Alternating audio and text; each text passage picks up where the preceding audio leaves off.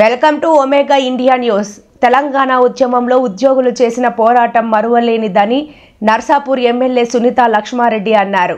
మెదక్ జిల్లా కేంద్రంలో మంగళవారం నిర్వహించిన టీఎన్జీఓ క్యాలెండర్ డైరీ ఆవిష్కరణ కార్యక్రమంలో ఆమె పాల్గొని ప్రసంగించారు.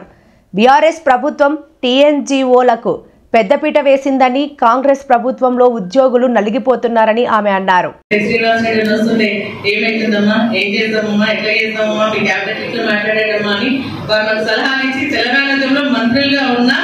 మేము మంత్రివర్గంలో చీలిక తెచ్చింది మేము తెలంగాణ మంత్రులుగా నాటి వారని చెప్పేసి కూడా నేను ఈ సందర్భంగా తెలియజేస్తా ఉన్నా. మరి మీరు చేసినటువంటి సేవలు కూడా మన గౌరవ మాజీ ముఖ్యమంత్రి కేసీఆర్ గారు కూడా దశాబ్ది ఉత్సవాల్లో మరి బాగా స్పష్టంగా చెప్పారు. మీ యొక్క గొప్పతనం ఉద్యమానికి సంబంధించినటువంటి చేసినటువంటి త్యాగాలు కానీ వాటిని కూడా గుర్తు చేస్తూ మిమ్మల్ని ప్రశంసించడం కూడా జరిగింది అని చెప్పేసి దానికి గుర్తింపుగానే ఇప్పుడు అన్న సుభాషణ చెప్పినట్టుగా టీఆర్సీ పెంచడం కానీ ఇంకా మీరు చిన్న చిన్న బెనిఫిట్స్ మీకు ఉన్నటువంటి సమస్యలను కూడా తీర్చడానికి వారు కృషి చేయడం జరిగిందని చెప్పేసి కూడా నేను తెలియజేస్తున్నాను.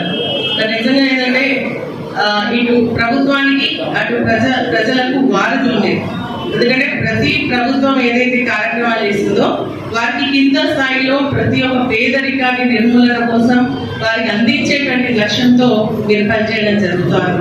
మరి నిజంగా ఈ రోజు మీకు చాలా ఇబ్బందులు ఎదురుతూ ఉంటుంది. మరి గత ప్రభుత్వంలో కొన్ని ఎదురైతే ఈ ప్రభుత్వం ఇంకా ఎదురవుతా ఉన్నాయి.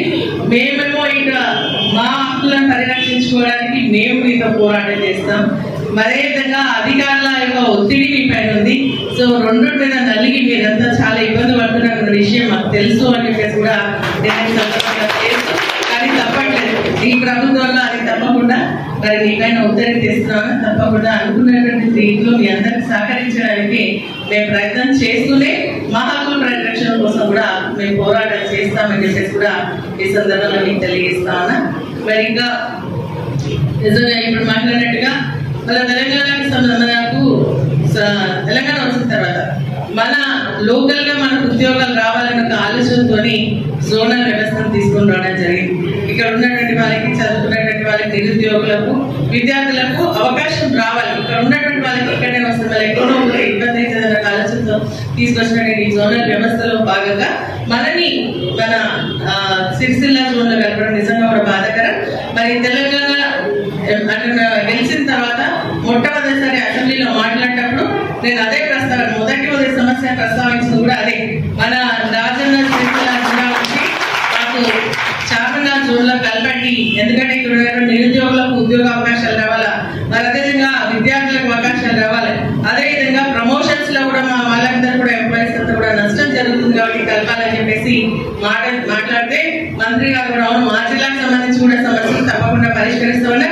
మనం ఇదే విధంగా ఐక్యంగా పోరాటం చేస్తే తప్పకుండా మన మెదక్ జిల్లాని చార్మినార్ కలపడం ఖాయమని చెప్పేసి కూడా మళ్ళీ ఈ సమస్య తీరే వరకు ప్రస్తావిస్తూనే ఉంటాము అని చెప్పేసి కూడా ఈ సందర్భంగా తెలియజేస్తున్నాను. మీరు కూడా కొన్ని సమస్యల గురించి చెప్పడం జరిగింది. మాట్లాడుతూ హెల్త్ కి సంబంధించిన హెల్త్ కార్డ్స్ కావాలని, మరి అదేవిధంగా మనకు కాంట్రిబ్యూటరీ పెన్షన్ విధానం రావాలని చెప్పేసి, అదేవిధంగా పెండింగ్ బిల్స్ ఉన్నాయని, ఉద్యోగస్తులు ఎందుకంటే గౌరవ ముఖ్యమంత్రి గారు చెప్పడం జరిగిందంటే మీరు అప్పుడు జీతాలు సరిగ్గాలే నేను మొదటి రోజే ఇస్తా అని చెప్పేసి చెప్పడం జరిగింది. దానికి కొంతమంది అడగడం జరిగింది. దానికి అంగన్వాడీస్ కి సంబంధించిన వాళ్ళు కానీ అవుట్ సోర్సింగ్ కాంట్రాక్ట్స్ సంబంధించిన వాళ్ళు మాకు బిల్ జీతాలు రావట్లేదు అని చెప్పేసి వాళ్ళు చెప్పడానికి అడిగినా నేను ఇప్పుడు నరేంద్ర గారిని. మరి అడిగింది ఏంటంటే మొత్తం అందరినీ కూడా ఒకటే సార్, ఎందుకంటే మనం ఫిక్స్డ్ స్కేల్ ఉంటుంది కాబట్టి దానికి అనేక ప్లాన్స్ వేసుకుంటాం. మీరు అందరికీ ఇప్పుడు అంగాలుగా మాట్లాడుకుంటాం. మనం కొన్ని ఇన్స్టాల్మెంట్స్ చేసుకుంటాయి, మన పిల్లలకు స్కూల్స్ కి కానీ లేకపోతే ఇంకా చిన్న చిన్న ఏమో చేసుకునేటువంటి అవసరం ఉంటాయి కాబట్టి